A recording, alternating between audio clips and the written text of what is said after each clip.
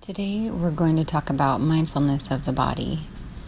We've discussed what mindfulness is. We know that mindfulness is paying attention on purpose in the present moment and free of judgment.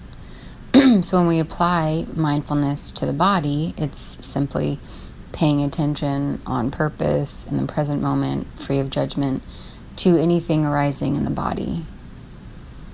The Clinician's Guide to Teaching Mindfulness elaborates on this process of becoming mindful of the body and says, we pay attention to the sensations or to the absence of sensations in the different areas of the body. We pay attention to whatever is already there, not to what we think we should feel. And there are two key ideas here that I'd like to elaborate upon. One is this idea of sensations versus the absence of sensations. Because when we go into the body, especially if we haven't been there in a while, if we've kind of disconnected from our bodies, there may not be anything that we can feel anyways. It may feel kind of numb. It may feel like there's energy lacking, and that this is all part of the process. This is okay. So you may feel sensations and you may not. It's also important to remember that we feel what we feel instead of what we think we should feel. And this is another challenge because, maybe we've been raised to believe that it's mind over matter kind of a thing, and I can control my body with my mind. And the mind is powerful, right? But in this practice, we're really trying to stay with what the body is trying to tell us, without overriding it, without trying to change it. And so letting go of this idea of how I should feel and stay with how I do feel. So what are some of these sensations that may arise in the body? So when we do what I'll introduce in a little bit is the body scan, a lot of different sensations may arise. There may be temperature, so you may feel warmth somewhere, heat, cold, cool. You may sense your body in space, so this idea of proprioception, where your body is in your surrounding environment. Pressure, so you may feel the weight of your body in the chair. You may feel part of the body touching something, so pressure and touch. Tingling, sometimes there's a vibration or a tingling sensation, just kind of energy moving through the body. And sometimes, if you're dealing with illness or if you're dealing with a history of trauma, there may be some very difficult sensations to stay with. And we're not going to elaborate upon dealing with trauma in the body right here, but I just want to preface this and say that if you do have a trauma history or if you're dealing with a lot of chronic pain, and these practices can be wonderful, but they can also re-traumatize. So before you delve into this uncharted territory in the body, if you know that you're dealing with something really difficult, that you may want to seek professional help or somebody who's well versed in dealing with mindfulness in the body and trauma. I just want to say that here. So these are the kind of sensations that may arise. And then in general, they kind of fall within three basic categories of pleasant, unpleasant, or neutral. Okay, so that's the gist of this practice of mindfulness of the body. We're going into the body. We're using this mindfulness practice, hopefully, or as much as we can, free of judgment, and noting what arises in terms of sensations and the quality of sensation. And I'd like to pose this question, just something to kind of ponder throughout the day, throughout the week, of what is your relationship like with your body? And if, as you practice mindfulness of the body, and you pose this question, instead of thinking about the answer, see if you can actually drop into your body and see what your body says in terms of what is your relationship like with your body. So just want to plant that little seed. And I'd like to share my personal story of how mindfulness of the body has been truly a saving grace in my life.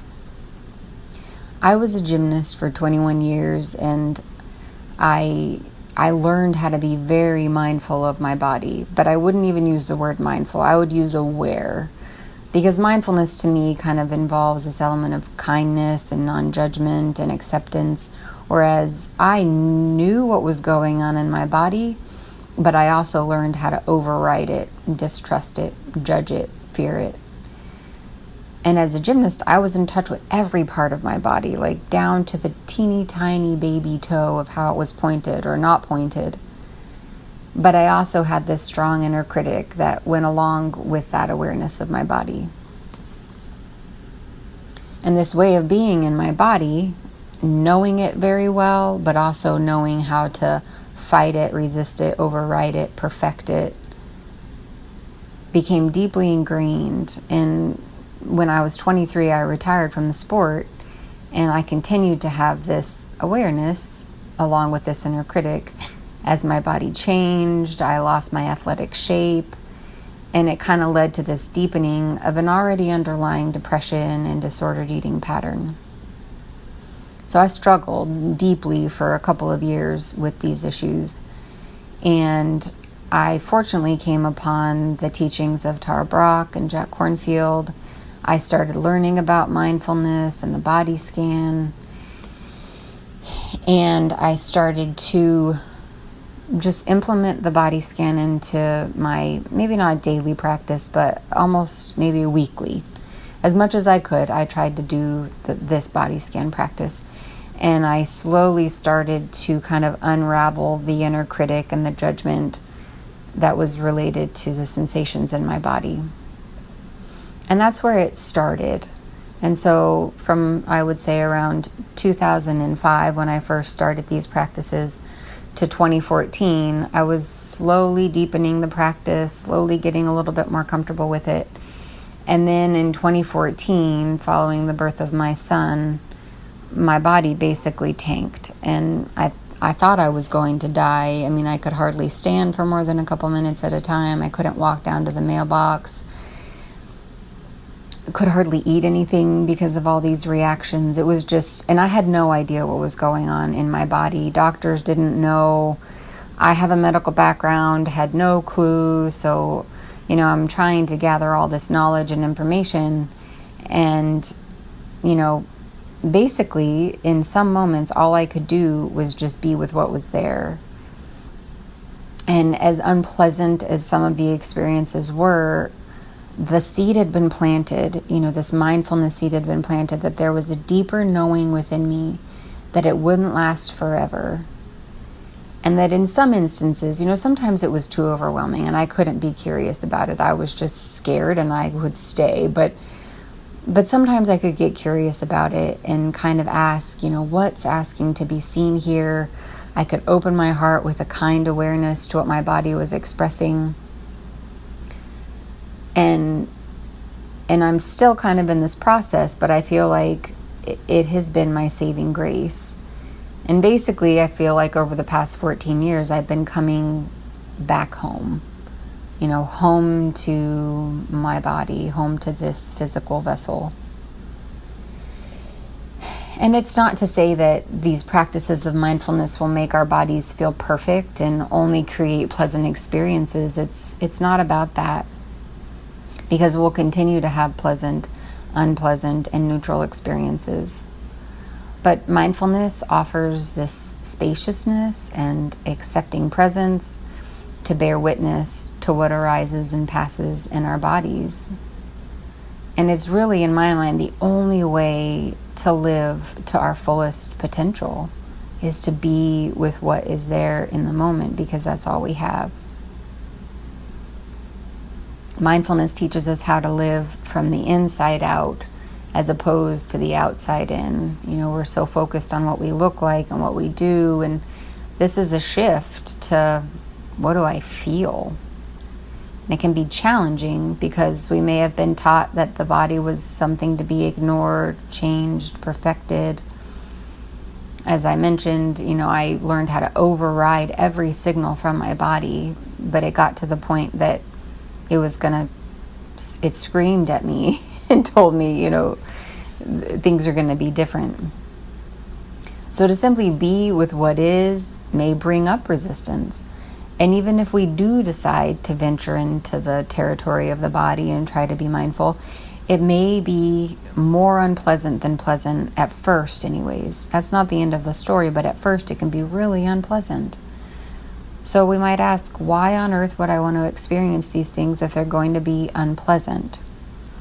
What happens when being in the body is the last thing that we want to do? And I would like to counter that question with, what happens when we continually avoid being in the body? What happens when our bodies feel like a curse as opposed to a gift? Sometimes, we're told that this body is a gift. You need to love it. You need to honor it and respect it.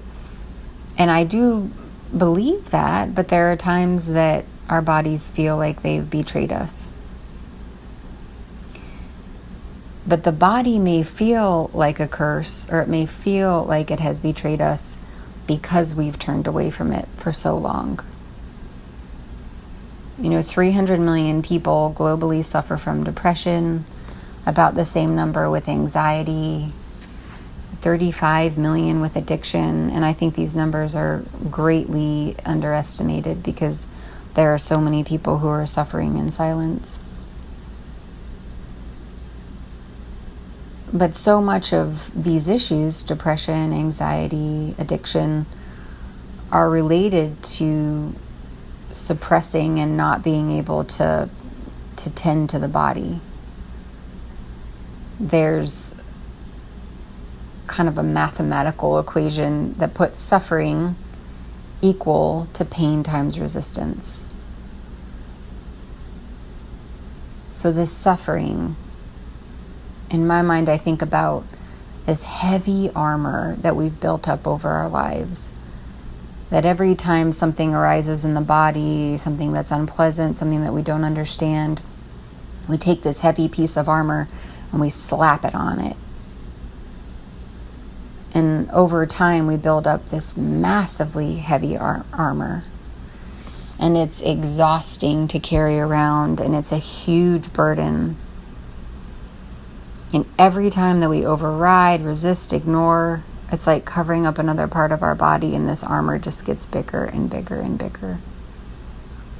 But what's important is to know that this is common, that we're not alone in this desire to not be with the pleasant, or to not be with the unpleasant.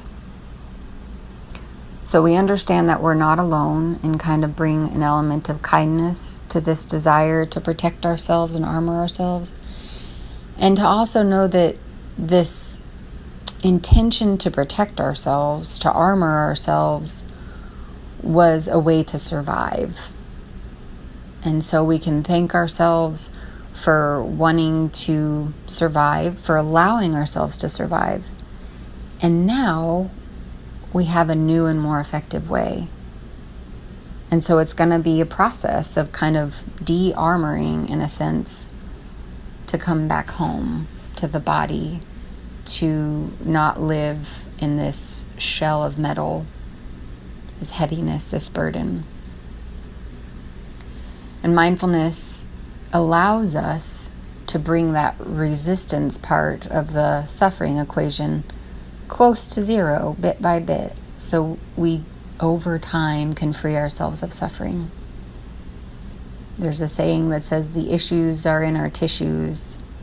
So even though we can ignore our bodies, they find a way of letting us know. That armor gets to a point where it's just too heavy to go on, and it forces us to venture inward. And I like to say, feel it to heal it. In order to truly heal and remove the armor, we've got to go there. We've got to feel into what's there. And ultimately, I said initially it might be more unpleasant than pleasant, but ultimately, when you're able to stay with this unpleasantness and train this muscle of non-judgmental body awareness, you will be more present when the pleasant sensations arise. So to answer the question, why on earth would I want to go into the unpleasant? The body will eventually find a way to get your attention, as we've said. So before it starts screaming at you, or maybe it already has started screaming at you, we can take this courageous step of turning towards instead of turning away one more time. And as we start to turn towards, we'll widen our tolerance for the unpleasant and actually notice and be present for when the pleasant and lovely sensations arise. So ultimately, this is a practice that it deeply enriches our lives and allows us to live up to our fullest potential moment by moment.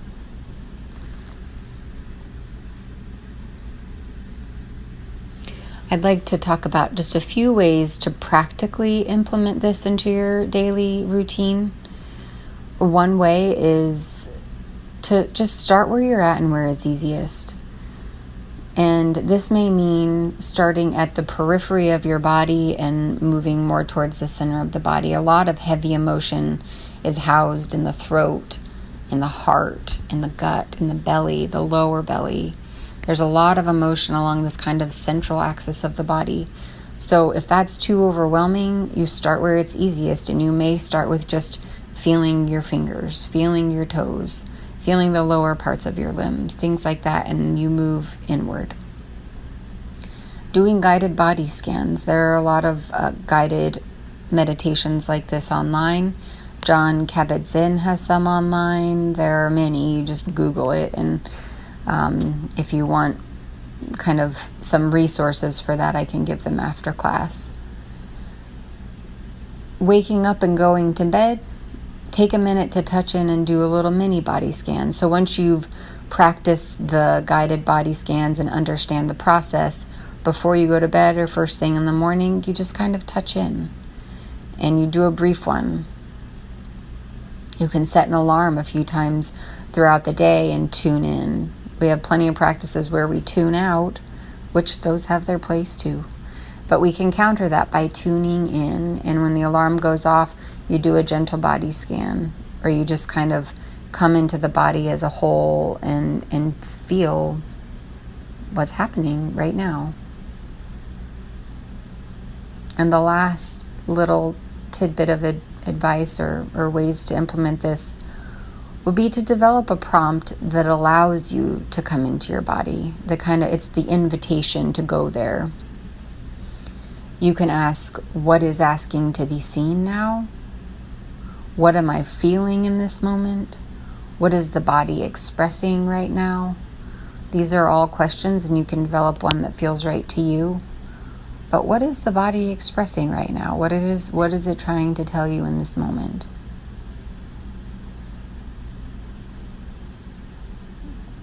So I'd like to bring things to a close with just a brief body scan. This is going to be very brief, but just to give you a general feel for the method and the ways that you can do this practice.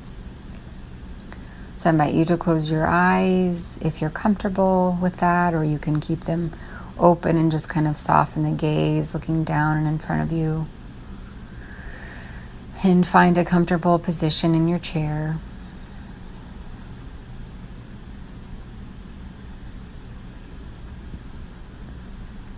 And I would like you to ask yourself this question. Ask the body, what is it trying to express right now?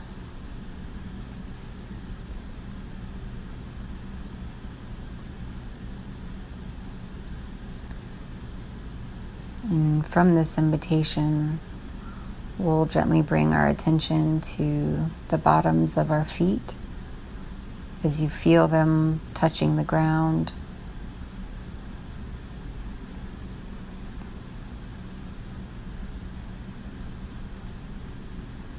There may be sensation, there may not be much sensation, and either is okay.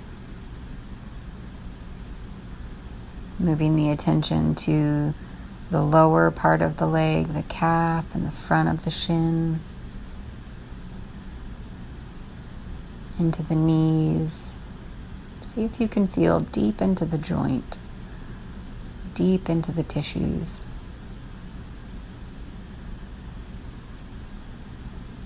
Shifting the attention to the upper part of the legs, the thighs, the hamstrings.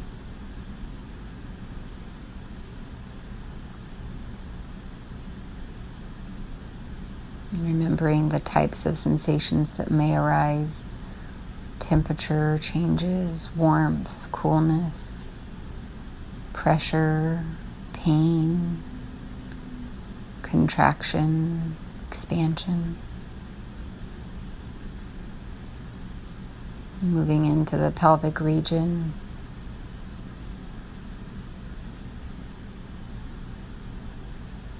And up into the low back, and the middle back, the upper back.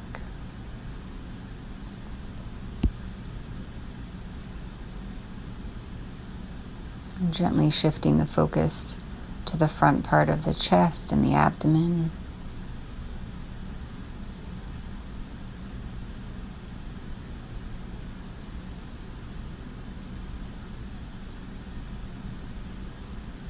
Whatever is there is okay. Just giving permission for the body to express what it's expressing right now.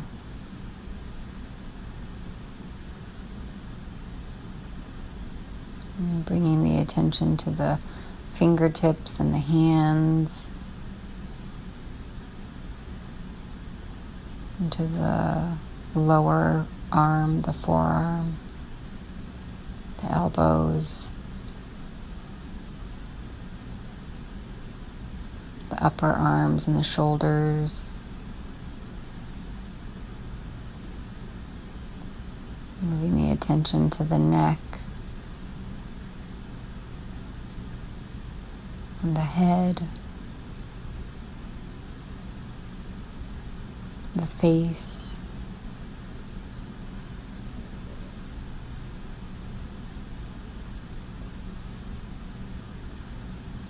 and then seeing if you can move the awareness to the body as a whole,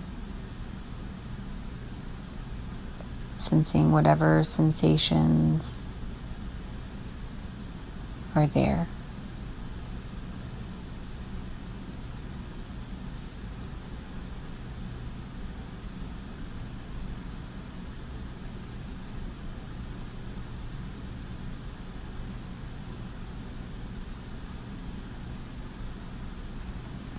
And as we bring this guided practice to a close, you can gently move your fingers and toes and open your eyes when you're ready.